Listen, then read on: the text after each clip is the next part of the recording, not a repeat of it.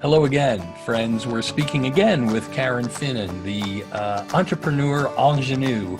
I just wanted to work that word into the conversation of telehealth. And this segment, she looks towards the future, some of the things we can foresee, where this can all lead us, and how it can open people up to gaining knowledge from the people they need to gain knowledge from without incurring all of the troublesome aspects of getting to visits and all that sort of stuff. So I hope you do stay tuned, and if you like it, please make some comments below, or if you will, suggestions on what you'd like to see on future podcasts. Thanks again, and talk to you soon.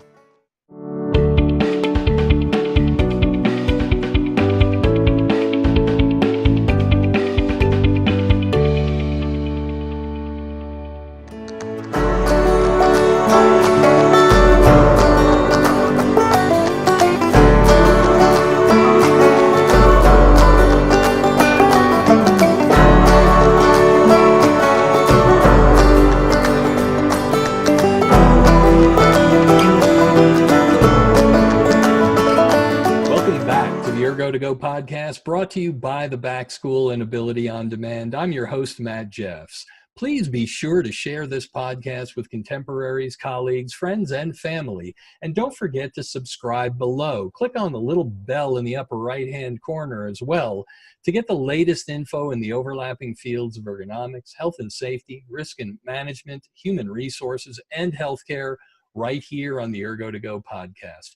Back for our final segment, it's my pleasure to welcome to the Ergo2go podcast Australia's leading telehealth entrepreneur and educator. She's the co-founder and CEO of Online.Physio, a worldwide telehealth platform, and her name is Karen Finnin. Karen, welcome back. How are you? G'day, Matt. It's great to be back. Oh, now you're playing up the Aussie thing. I knew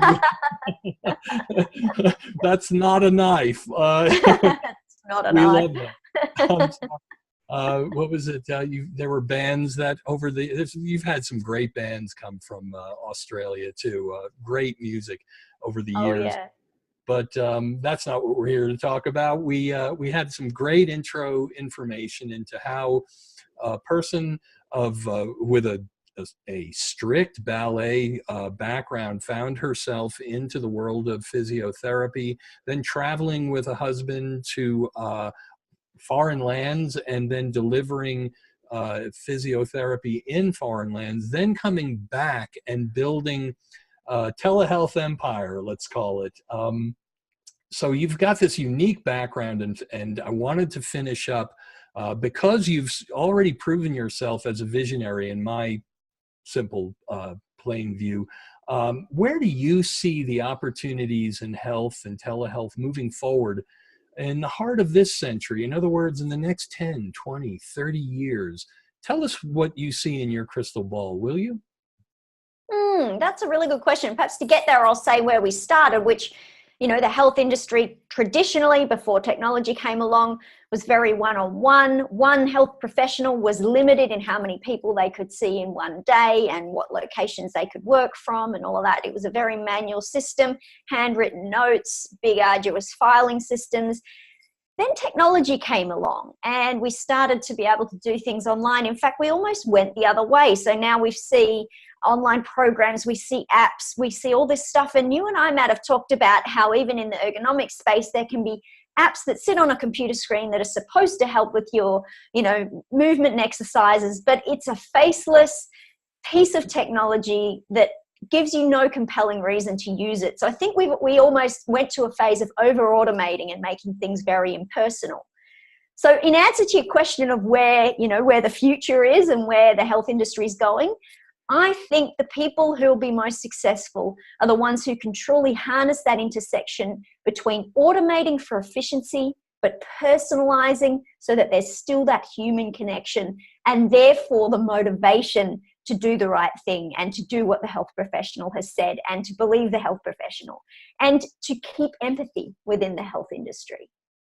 That's excellent. You know, you're exactly right. We saw that in the occupational health world where the pendulum swung to where everybody was buying and selling these elaborate software programs to be able to solve, quote unquote, their ergonomic problems. And they just became an interface nobody wanted to interface with. But I remember on an interview I saw or I think it might have been some of your original material, that you had actually described a change, what we call a Gutenberg moment, where we moved to the printing press, so to speak. And I'm going to paraphrase you here, but I mean, the light went on in my head when I heard you say it. You said, it's actually now easier for me, Karen Finnin, to do a video talk or presentation than it is for me to type out a blog post. And I remember thinking that and seeing that and going, wow, she's right. We're finally here where the technology is seamless enough to have these kind of interactions like we're having right now. Is that a safe observation? Yeah, look, that's exactly right. And that came from I set myself a task of creating a certain amount of content through the course of last year. And that was a combination of blog posts and videos. And, you know, I realized that I would sit down and write the blog post. It would maybe take me a couple of hours if I was doing well, really. Right. And then I also set myself up sessions where I could record all my videos for the next month. And I realized in that same 2 hours, I'd produced 8, 10, 12 pieces of content that could then be used, you know, over that period of time. Because as health professionals, Matt, we know it's all in here. It's just that when we write it or when we do something very highly produced, we try and make it too perfect, where sometimes that's what makes it impersonal. So Right. to be able to have that connection, and you even see that trend in video content, it's not the overproduced, highly technical, perfect footage that we like. It's the real, it's the raw, it's the personal. And I think in a world of technology, that's what sets us apart. That's what will connect a patient to a therapist. It's that personal interaction and, you know, that human connection. So ironically, as technology moves us forward and makes us more efficient, that's important. But the people who do the best are the ones who can somehow manage where it's most efficient to weave in that beautiful personal touch. Boy, that's really good. And that's something I need to hear, because as I've been rolling this podcast out, I often wonder if I'm spending too much time overproducing it. You're right. There is something to be said for a viral feel, as we call it, something where it's good enough and clear, but it's not something that you're belaboring. That's very astute and something I'll need to pay closer attention to myself. Where do you see, as this continues to emerge, and as we talked off camera, the only thing accelerating more than change is the rate of change. It just seems like we're on this hyperbolic trajectory. Where do you see yourself, Karen Finnin? I keep putting that G on the end, forgive me. Oh, good. Karen Finnin, and the profession itself in these new and emerging opportunities. Can you see anything that's going to, maybe isn't here yet, but we may be a little bit ahead of the curve? Share some vision if you care to. Yeah, look, well, I know that myself, I've sort of stumbled into a place of opportunity as, I guess, a happy accident, but also intentional in that I've headed towards where my passions lie, which I think is a beautiful combination of 3 things that will stand me in good stead and hopefully other health professionals in good stead moving forwards. First is obviously the health experience, 20 odd years of being a physical therapist. The second is my passion for technology, and as each new video platform comes out or a new app comes out in the health field, I am motivated to trial it, test it out, see what's out there and keep moving forward with the latest. And then finally, I've now developed this love and passion for business and entrepreneurship. And I think the traits that gives me is an ability to innovate and look for alternative ways around a traditional, battering ram, basically. So I think even if health professionals aren't in business per se, I think it's going to be more and more crucial for them to have not only the health skills, but still skills in technology, skills in innovation and out of the box thinking. As health professionals, we've been notoriously terrible at that. We do what we're taught. We do what the research shows. We do what the textbooks said. This is what should fix them.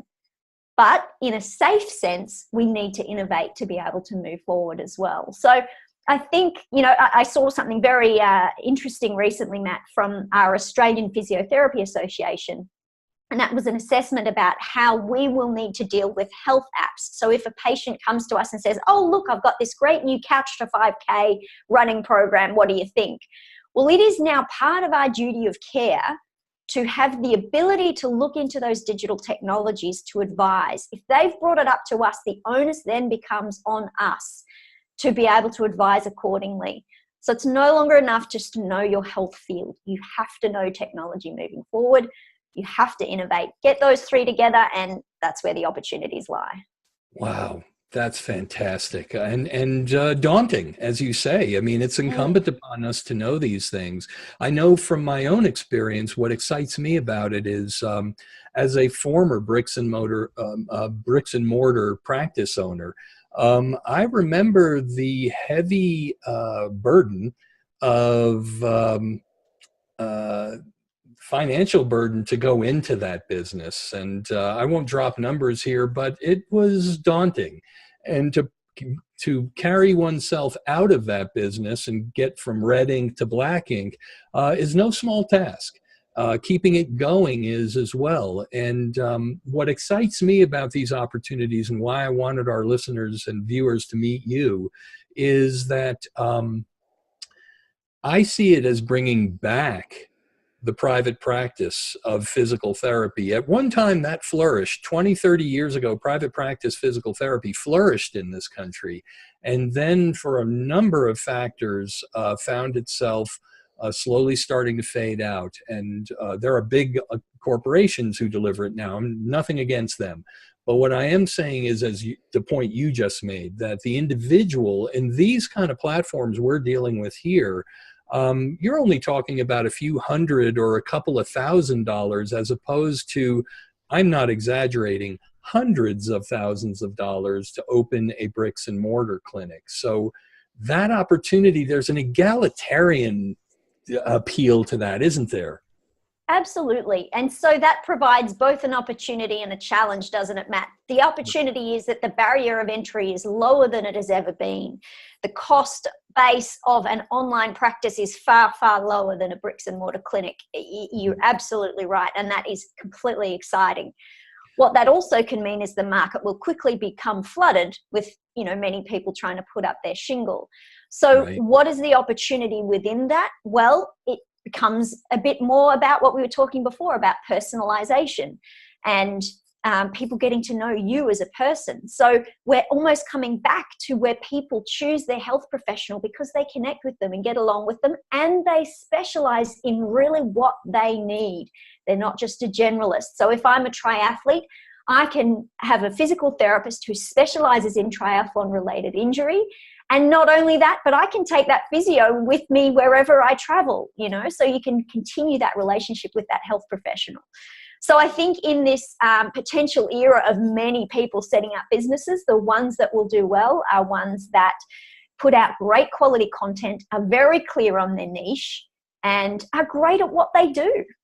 Yeah, I can see that happening as well. That's exciting. It's going to be interesting to watch how this all shakes out in the ensuing years. Bringing it back into just 2019 and beyond, how is that looking for you? I know I follow your posts. They're really great content. And I saw that you're recommitting to some of your content delivery. One of the things I like about from the very beginning was you're very good at delivering short, just 1, 2, 3 minute type of things that are powerful and deliver what I'm rambling, and forgive me, but tell me a little bit about what you see for you and maybe for us for 2019 and beyond. Yeah, no, you're exactly right. And I think what we do with telehealth raises lots of questions. And so what I'm developing my skills at is creating content to answer those questions, to understand where people are coming from when they're not sure about things, and to provide the information that they need. And so my commitment to creating great quality content over 2019 is to do exactly that, to break down the barriers and to help people understand how effective telehealth can be.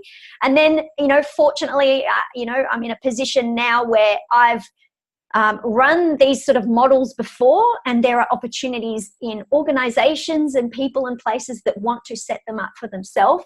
And so I know that you and I, Matt, have had discussions about some fantastic opportunities in the occupational health space, in the ergonomic space, to apply technology to supply personalized service and, really bring some efficiency and effectiveness to what can be a fairly old school space in terms of occupational health. So some great opportunities coming up this year, and I think it will be about, applying these skill sets to solve problems in, different areas within the health industry. That's exactly right. I don't mind sharing with our viewers and listeners at this point that it was through following your lead that I saw the potential for us to deliver ergonomic assessments on site, remotely in a setting like this, even in some cases on-site triage. And it's been a real pleasure working with you on that sort of thing behind the scenes. I know we'll be looking at rolling that sort of stuff out with the back school real soon. So being in touch with an innovator on the other side of the planet has really been exciting, Karen. Is there a few remaining things you'd like to say in the moments or two before we sign off? Oh, well, look, I absolutely agree with you there, Matt. And I think that it's a really good example of harnessing someone's skill and ability and experience in a particular area, like you have, Matt, with such amazing skill sets in the ergonomic space, but to be able to then harness that knowledge with technology, either to apply it across a broader geographical area, or to use technology to transfer your skills across to others. So I think it's a huge opportunity, and one that we'll certainly be having fun with in 2019, Matt. No doubt, no doubt. Well, one last time, if people want to learn more about the important work you've been doing, what's that best way for them to reach you again? Just to simply head to the online.physio website, which is www.online.physio. The incomparable Karen Finnin. Thank you so much, Karen. I've wanted to get you on this podcast from first meeting you, so I thank you for sitting down and sharing some of your knowledge and experience with our viewers and listeners. Thank you so much. Oh, it's been an absolute pleasure, Matt. Always great chatting to you. Likewise, too. Sit tight, and we'll go ahead and sign off here. Folks, you've been listening to and watching the Ergo2go podcast. I'm your host, Matt Jeffs, brought to you by the Back School and Ability on Demand. Please be sure to share this podcast with contemporaries, colleagues, friends, and family. And don't forget to subscribe below and click on the little bell in the upper right-hand corner to get the latest info on the overlapping fields of ergonomics, health and safety, risk management, human resources, and healthcare right here on the Ergo2go podcast. For Karen Finnin, until next time, everybody, let's be safe, let's be smart, let's be helpful. I'm Matt Jeffs. See you next time. Bye-bye.